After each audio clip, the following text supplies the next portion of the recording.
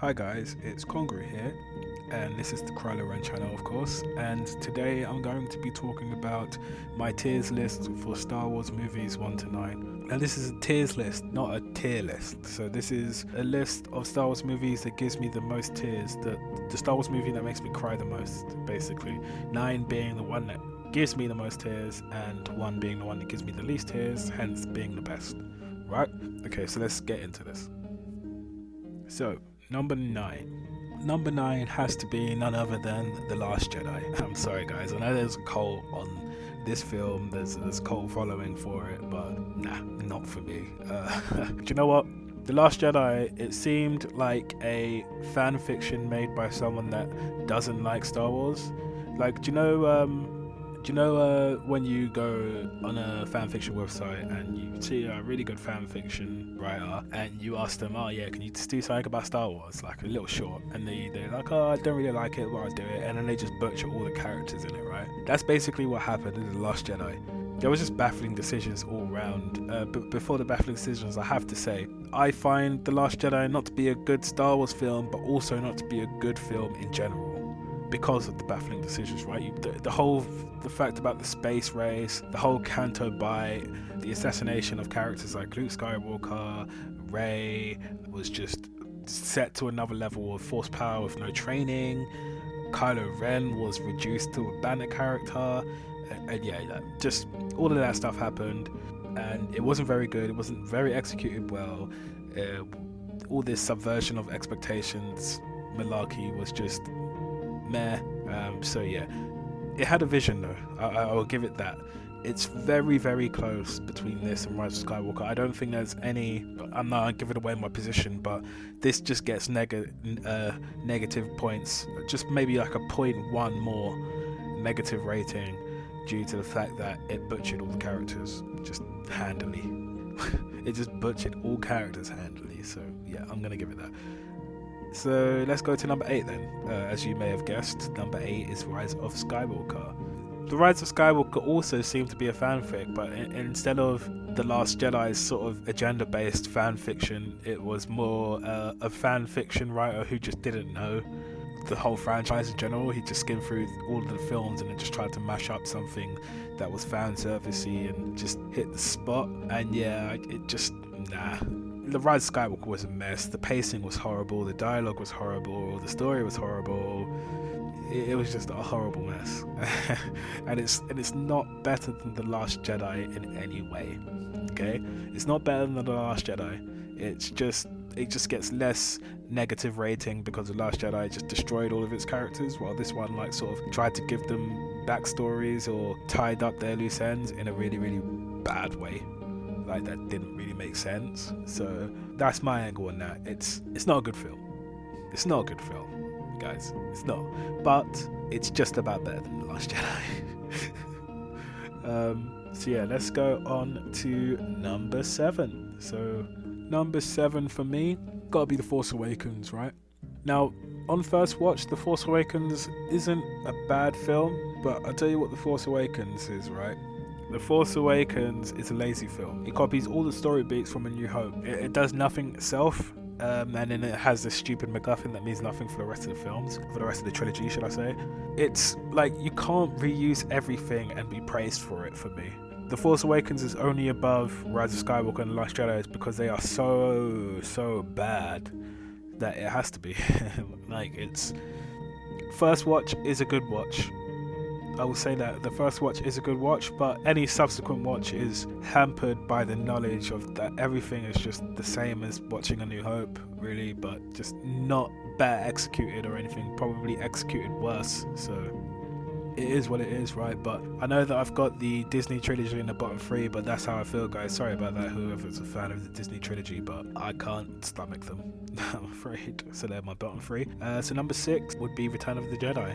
I know some people would have their next sort of bottom 3 above the Disney trilogy as the prequel trilogy, but sorry guys, the Return of the Jedi, for me, didn't have good pacing. The action sequences are comedy gold in the sense that Luke Skywalker's air kicking people and they're falling over. Boba Fett is just a banter character. Like, he is absolute banner. Like, what does he do? He gets eaten by a plant. That guy is so banner because he's so good. You think he's gonna have like his like proper good fight, but he's just banner, man. He's so banner. Ewoks just cringe. I know they ate stormtroopers on the barbecue, but Ewoks are just cringe. Like, there's no way going around it. Ewoks are just really cringe. And also, what else was cringe was Luke finding out that Leia was his sister, even though they kissed in the previous film. That was pretty cringe. I know that's not really a massive negative, but that was cringe to me. Something had to go here though, guys. I did like the Return of the Jedi. I enjoyed that film. It's way better than the Disney trilogy. Let's just be clear on that. So number 5 for me will be Revenge of the Sith, episode 3. I didn't like the pacing. I think the pacing in that film was pretty inconsistent. There was always like a really good scene followed by like a really bad scene, almost. And it's like, it could have been so much better had they just sort of shortened it a bit, some of the scenes a bit, and the exposition and stuff like that could have been toned down. But like, of course, like the Palpatine and Anakin scenes were all like really good, but then it would cut to like Grievous scenes and it's like, oh, bloody Grievous. And that's what I mean with the inconsistency. It was still an enjoyable film.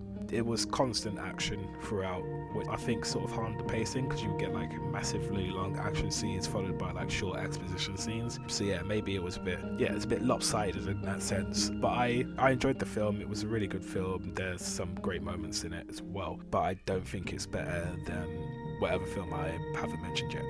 So number 4 would be A New Hope. Great film. I think in terms of it's the time it came out and the budgets it's had, it's not aged majorly well now, which would, most of my tears would basically go on that it's not aged well.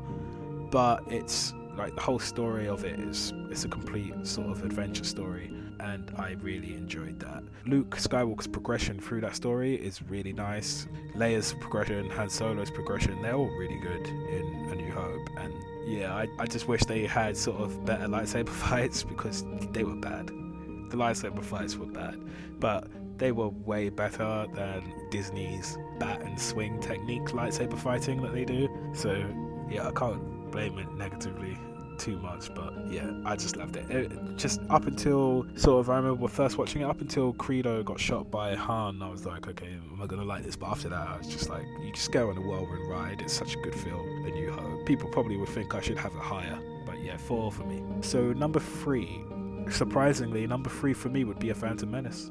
I just love this film. I love the world building, I love the characters, I love the locations, I love the lightsaber fights, the updated technology and model usage is really nice. So you have CGI on top of like top of the art sort of models and costumes and stuff, costume making and stuff like that. The CGI is a bit out of place, but I just love the effort that they went for this. And then obviously locations, you get to go to Gungan City, which is really nice idea. You get to go to Naboo, obviously, and I just like Tatooine. Like going back to Tatooine and in a time before sort of Luke's time was really nice to see, even though it's like not changed much, right? But yeah, it was just really nice to see. It was really nice to see also the Jedi Order of that time, because we always hear about them being heroes and stuff in the original trilogy, and then we get to see like their sort of indecisive nature, which is sort of leading to their stagnation as a council. So yeah, I just really like what episode 1 brought, the polish to the Star Wars franchise. It kind of brought that. So yeah, I rate it really highly, and I loved it. Number 2, of course, you know what 2's left. So yeah, controversially, my number 2 would be Attack of the Clones. A lot of people don't like this film. A lot of people think this is the worst film, maybe, but I think it's one of the best, and I think this film had everything. It had the characters, it had the locations, it had the fights. The characters, of course, Count Dooku is one of the best characters in the whole like Star Wars universe. I don't care what anyone says. Count Dooku is so bloody cool. He's like this wise old man that you would think would never be a dark side, like turned to the dark side, but he has been turned to the dark side. Yeah, just to see that dynamic of a person who left the Jedi Order willingly become a Sith is really nice. The locations as well, you get to go Geonosis, you get to actually properly see Coruscant. You get a whole car chase, hover car chase in Coruscant with Zam Wessel. it's just really nice to see like those parts of Coruscant, like just busy Coruscant, like a city and stuff like that. And you get to go to the cantina as well, obviously, when the spaceship crashes and stuff. So it's just nice to see the world as it is before the Empire rule. And I think Attack of the Clones does that really, really nicely. Probably does it better than episodes 1 or 3. I also think Attack of the Clones is more similar to the original trilogy than any of the other ones. The Phantom Menace is very different to the original trilogy. The Phantom Menace has its own story. They find Anakin, you've got the buddings of the political sort of war and stuff like that with the Trade Federation, but it's not like your sort of normal story of hero comes about and sort of goes through his arc and stuff like that. It's nothing like that at all. Phantom Menace is really unique, which is why people loved it first time and then sort of started not liking it more, because it wasn't really similar to the original trilogy. Revenge of the Sith as well is more to do with, you know, the war and the Sith rising, so it's way more war than it is sort of action adventure-y. There's no sort of proper hero, since the Jedi Council is spying on Palpatine's a Sith, Anakin's stuck between the middle. There's no proper hero there, right? Whereas in episode 2 Attack of the Clones, you have the hero, you have the love interest part, you have the war part, you have the villains, the proper villains there. I think Attack of the Clones is very similar to Empire Strikes Back, for instance. I think they have their dark tones. You have the love interests like Han Solo and Leia in Empire Strikes Back. In Attack of the Clones, it's Anakin and Padme. You have the hero who stops what he's doing to go and help someone he cares about as he senses they're in danger. Anakin with his mum, Luke with his friends, right? The only difference is Luke gets there in time, pretty much, to at least keep them alive, and Anakin doesn't. There are quite a few similarities and parallels between episode 2 and the original trilogy, and people just hate on it. I don't know why. People just hate on it. Yeah, like I just think it's one of the better films in the first 9. I really have it up there as my number 2 for sure. And as I said, the characters were great, the locations were great, like Kamino, Geonosis, more of Coruscant, you know, you get to go back to Naboo as well. The fightings was good. I really liked Dooku's fights. I just really like Dooku as a character. I think he's really cool. And yeah, just the battle scenes in Geonosis is like that whole battle sequence in Geonosis is like one of my favorites. So I can't fault episode 2 that much, really. It gives me really little tears. So number 1, as you always guessed, is Empire Strikes Back. Touched on this before. Empire Strikes Back and Attack of the Clones I think are very similar. That's probably why I like Attack of the Clones so much. So yeah, Empire Strikes Back is my favourite Star Wars film, and it gives me the least tears. I don't have any tears when I watch this film. Everything is very good in this, and I really like... You have to realise one thing, that when characters train, they usually have like one scene in the film going, okay, this character's going to train, and then usually time skips that training, so you don't have to watch it like boring stuff. But a lot of people in the Star Wars universe, and me included, love that sort of thing, that where you see a hero go through this training so you know how hard it is. Like, he's not going to be this overpowered guy overnight. So to see his journey from sort of where he came to Yoda to like when he left Yoda, he'd already sort of learned some nice stuff. And it was nice to see that progression on the screen. And yeah, I really liked the story point. So I really liked what they did with Han Solo. I really liked what they did with Leia. I really liked what they did with everyone going to Cloud City and just all of that stuff with Vader. Boba Fett was not a banner character in this film. Like, he actually was a badass.